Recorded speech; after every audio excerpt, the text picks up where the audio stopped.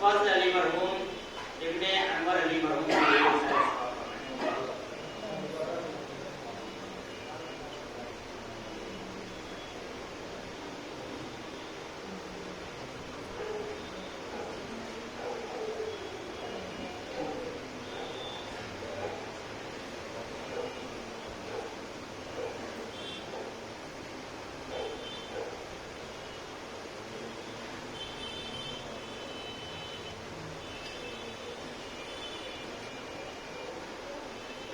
فاتحہ نکہت یوسفی عابدی بنت مختار علی کی روح کو اشارہ ثواب فرمائے.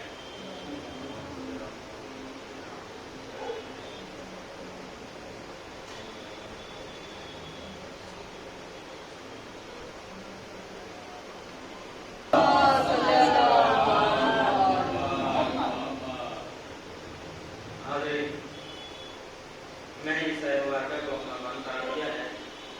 اختصار کو مد نظر رکھتے ہوئے ترتیب کو ریگولر کرتے ہوئے ارشاد باری تعالیٰ ہو رہا ہے کہ میں نے جن میں اس کو پیدا نہیں کیا مگر اس لیے کہ میری عبادت کرے.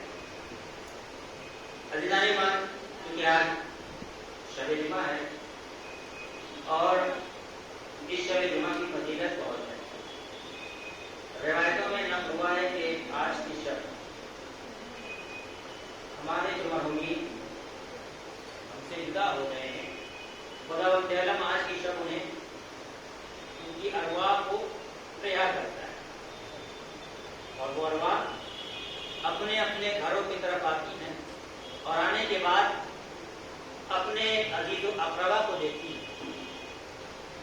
اور جب یہ دیکھتی ہیں کہ میرا چاہنے والا جس کے لیے میں نے سب کچھ کیا وہ میرے لیے کیا کر رہا ہے، جب یہ دیکھتی ہیں کہ وہ انسان جس کے لیے میں نے اپنی زندگی کو زندگی نہیں سمجھا وہ مجھے بھول کر اپنی زندگی میں مصروف ہے، اس نے ہمارے لیے کچھ بھی نہیں کیا، تو گویا وہ ایسا نہیں کہ دعا دیتی ہے، دعا کا انسان دیتا ہے. مثال کے طور پر جب آپ کے ساتھ کوئی اچھا سلوک کرے گا تو آپ اس کے بدلے میں یا تو اس کو دعا دیں گے یا تو آپ کوئی اچھا سا تحفہ اسے دیں گے. آپ کسی کو یوں ہی دعائیں نہیں دیتے جب تک آپ کو اس کا اس کے بدلے میں کب آپ بدل دیتے ہیں جب کہ آپ کو کچھ دیا جائے. جب آپ کچھ دیں گے ہی نہیں تو اس کا بدلہ آپ کو ملنے والا نہیں ہے. ارواح آتی ہیں اور آنے کے بعد جب یہ دیکھتی ہیں کہ میرا چاہنے والا میری اولاد ہمارے حق میں ہمارے لیے ایصال ثواب کر رہا ہے تو یقیناً وہ اسے دعائیں دے کر جاتا. اور ایسا نہیں ہے کہ وہ دعائیں دیتی ہیں کہ اس کی دعا خدا و تعالی کو نہیں کرتا. یقیناً مرحومین کی دعائیں بھی ہمارے لیے آج بھی کام آ رہی ہیں. اور ایسا نہیں ہے کہ جب جانے والا اس دنیا سے چلا جا رہا ہے تو اس نے ہمارے لیے کوئی انتظام نہیں کیا. نہیں ہے تو اس نے ہمارے لیے اگر ہم غور کریں تو بے شمار ثواب کے راستے اس نے ہمارے لیے کھول دیا ہے. آپ کے ذہن میں سوال پیدا ہوتا ہوگا مولانا یہ کیسے ثواب کا راستہ، وہ ثواب کا محتاج ہے وہ ہمارے لیے کیا ثواب کا راستہ کھولے گا. تو عزیزو اگر آپ غور کریں گے کہ جب مرنے والا مر جاتا ہے اور جیسے ہی آپ خبر غم سنتے ہیں تو آپ اپنے زبان سے ایک ہی کردار کہتے ہیں انا للہ و انا الیہ راجعون. یہ کیا ہے؟ قرآن مجید کی آیت. آپ نے ایک آیت کی تلاوت کی، مرنے والا آپ کے نامہ اعمال میں ایک آیت کا ثواب درج کرا کر چلا گیا. آپ کے لیے ثواب کے راستے کھلتے جا رہے ہیں. سے یوں ہوا آپ آئے، آپ نے سورہ حمد پڑھا، بہت توجہ، سورہ اخلاص پڑھا، سورہ حمد کا ثواب آیا آپ کو ملا کہ نہیں ملا؟ سورہ اخلاص کا ثواب آپ کو ملا کہ نہیں ملا؟ سیوں کی صورت جو اس نے آپ کو ثواب دیا، خود بھی اپنے وسیلے سے خود بھی وہ ثواب لے رہا ہے اور آپ کو بھی ثواب کا مستحق بنا کے جا رہا ہے. سیوں کی صورت میں آپ کے نامہ اعمال میں اس نے ثواب درج کرایا، تسمے کی صورت میں آپ کے نامہ اعمال میں ثواب اس نے درج کروایا، 20ویں کی صورت میں آپ کے نامہ اعمال میں اس نے ثواب درج کروایا، 40ویں کی صورت میں آپ کے نامہ اعمال میں اس نے ثواب درج کروایا. صرف 40واں ہی نہیں بلکہ سالانہ مجلس کی بھی صورت میں اس نے آپ کے نامہ اعمال میں سورہ الحمد اور سورہ اخلاص پڑھنے کا ثواب آپ کے نامہ اعمال میں درج کروایا. یہ ہماری بھول ہے کہ مرنے والا مر جاتا ہے, ہمیں کچھ نہیں دے کے جاتا ہے. وہ ہمیں دنیاوی اعتبار سے دولت دے کر جاتا ہے اور اخروی اعتبار سے ثواب دے کر جاتا ہے.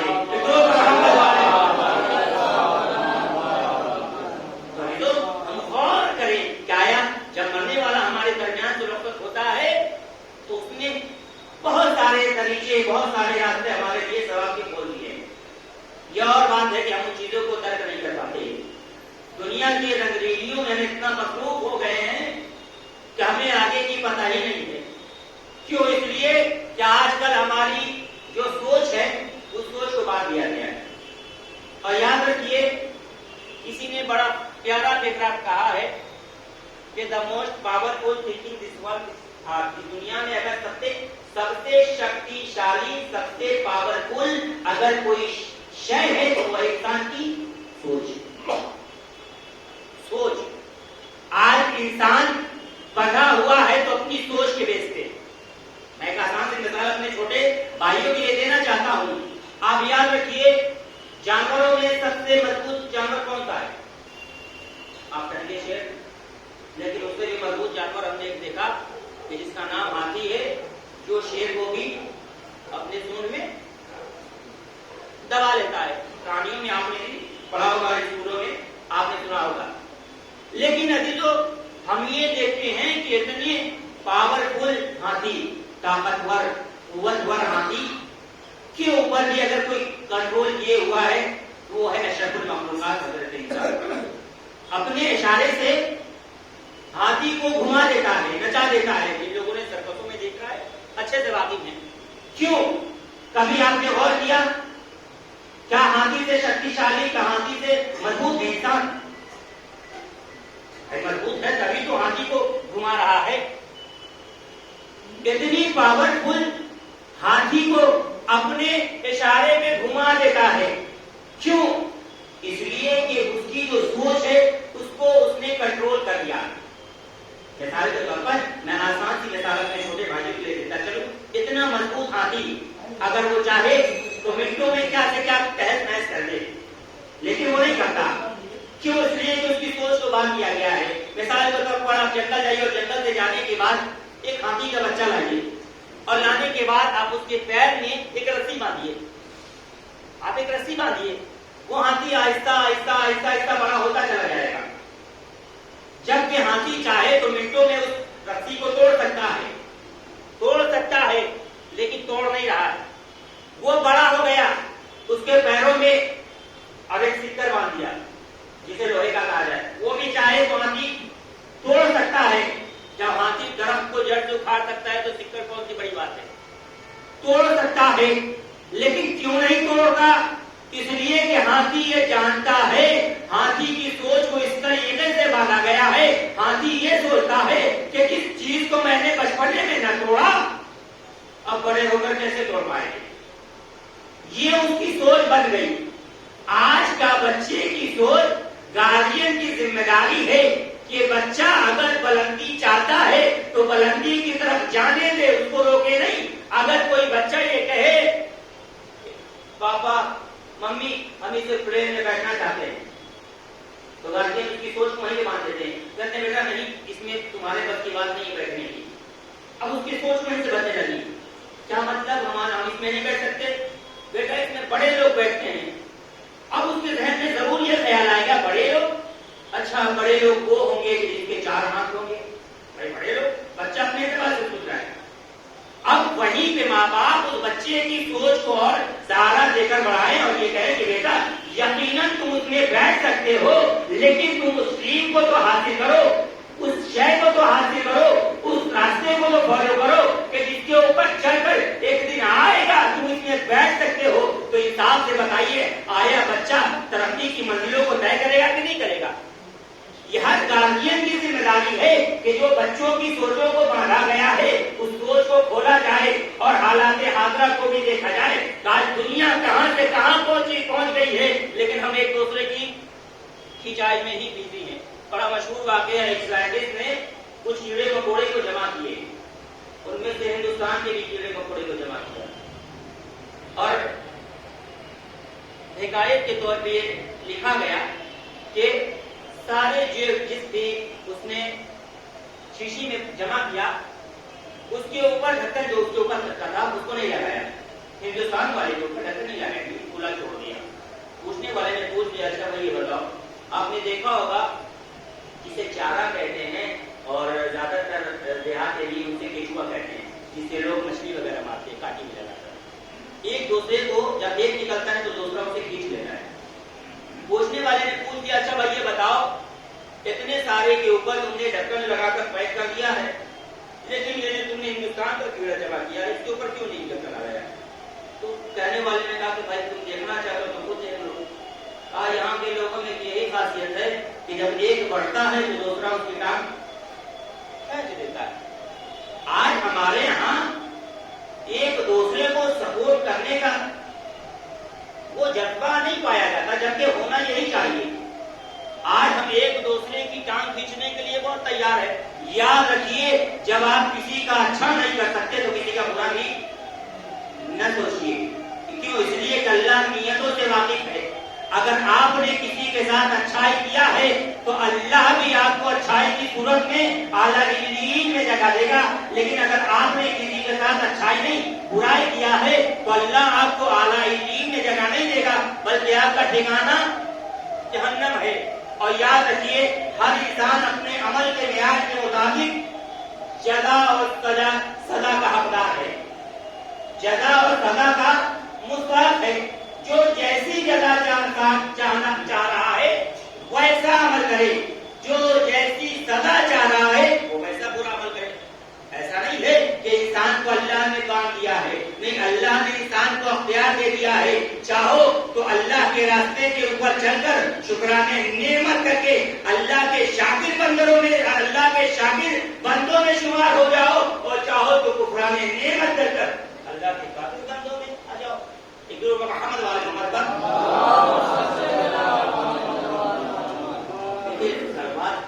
فرض سمجھنے والے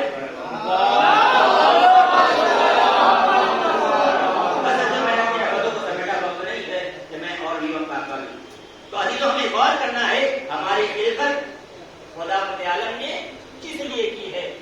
ہماری خلقت کا مقصد اور ہدف یہی ہے کہ ہم خدا عالم کی اطاعت کریں, اس کے بتائے ہوئے راستے پہ چلیں اور ایک کامیاب زندگی گزاریں. اور جب گزارنے کے بعد جب ہم معصومین کی خدمت میں پہنچے تو ہم فخر سے یہ نہ کہیں کہ ہم ان کے چاہنے والے ہیں, امام یہ کہیں کہ ہاں یہ ہمارا چاہنے والا, ہم اس اماموں کے چاہنے والے ہیں, ہم ایسے لیڈروں کے ماننے والے ہیں کہ جن کا کردار, جن کی رفتار, جن کی طبیعت سب ایک دوسرے سے ملتی جلتی ہے. ذرہ برابر بھی ان کے درمیان کسی بھی طرح کا کوئی بھی ڈفرنس نہیں پایا جاتا.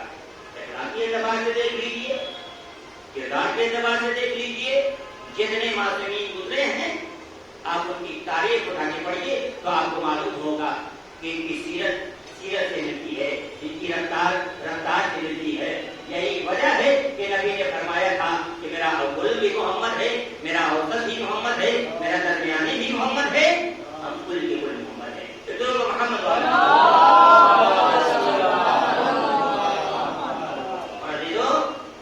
یاد رکھیے خداوند عالم کا لاکھوں شکر ہے کہ اللہ نے ہمیں ایمان کی دولت سے مالا مال کیا. کیوں نہ مالا مال ہوں؟ اس لیے کہ ہم کل ایمان کے ماننے والے ہیں. اور خدا کے شکر سے آج ہم ایسے ملک میں زندگی گزار رہے ہیں کہ جہاں آزادی وہ یہ نہیں کہہ سکتا کسی طرح کا دباؤ ہے. یہ الگ بات ہے کہ لوگ نظریے کے اعتبار سے الگ الگ باتیں کرنے لگتے ہیں, جبکہ ایسا نہیں ہے. جتنی آزادی اس ہمارے ملک ہندوستان میں ہے اتنی آزادی کہیں اور نہیں ہے. کسی شاعر نے بڑا پیارا شعر کہا, کیوں؟ اور یہی وجہ ہے کہ امام حسین کی بھی خواہش تھی ہند آنے کی. امام حسین کی بھی خواہش تھی ہند آنے کی.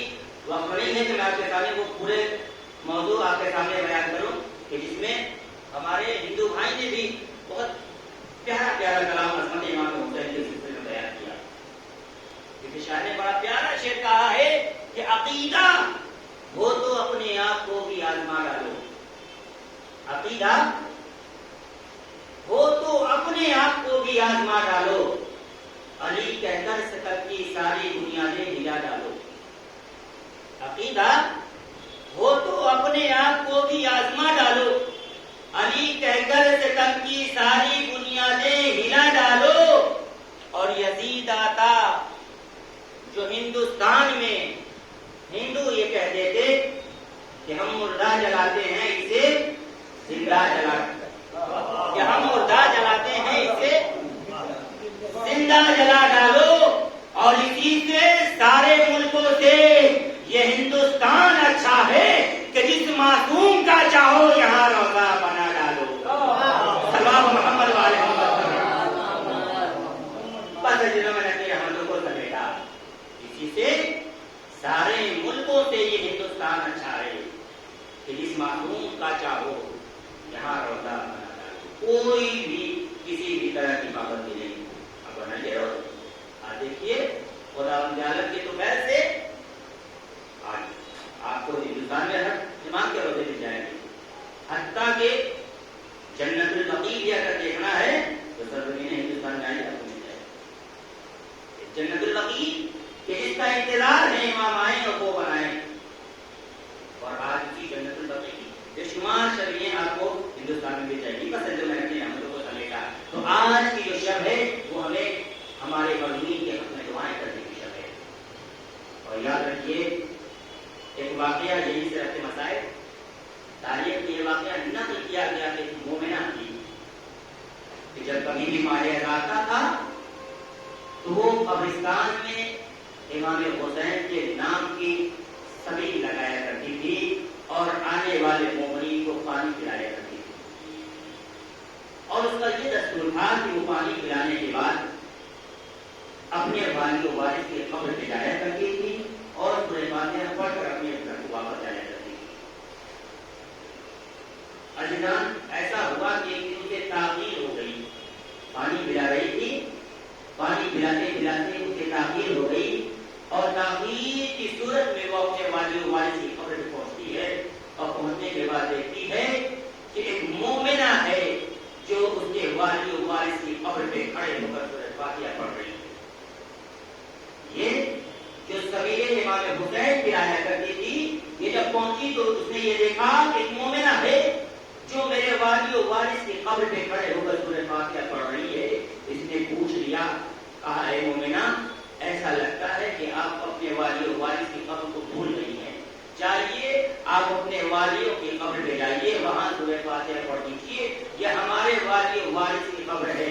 ہر واقعہ کا سنیں گے اس مومنہ نے مخاطب ہوئی، وہ مومنہ مخاطب ہوئی اور مخاطب ہو کر ایک جملہ کہا، اور وہ جملہ کیا تھا؟